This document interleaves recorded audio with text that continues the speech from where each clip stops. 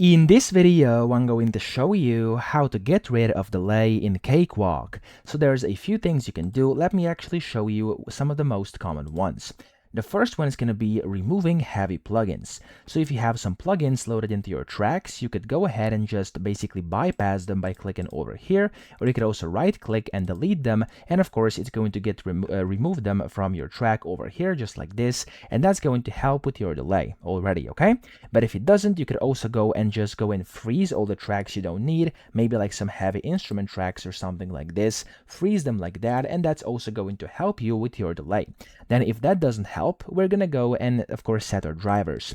So go to the top left, click on Edit, and then go to Preferences. You can also press P on your keyboard, and from here when you go to Playback and Recording, you want to change your driver to something like ASIO over here, something similar, and of course make sure that of course it's one which helps you kind of get rid of your delay. Now you could go and Google which one is the best if you have a different list, but for me ASIO would be the best in my case if I did have the drivers for it, which I do, but I'm just not using it right now, okay?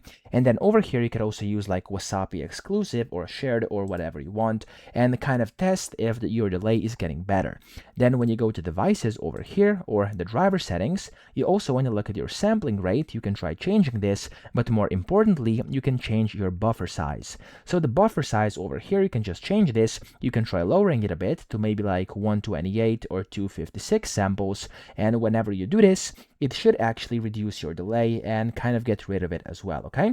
Just make sure that whenever you are then trying to listen to your audio, you put this back up, because otherwise you could be experiencing some rambling or popping or some weird effects in your sound, okay? So that's the easiest way to get rid of delay in Cakewalk. Then don't forget to hit the apply button and OK, and you are good to go. Now I hope this video helped you out. If it did, please subscribe to the channel and help me out as well.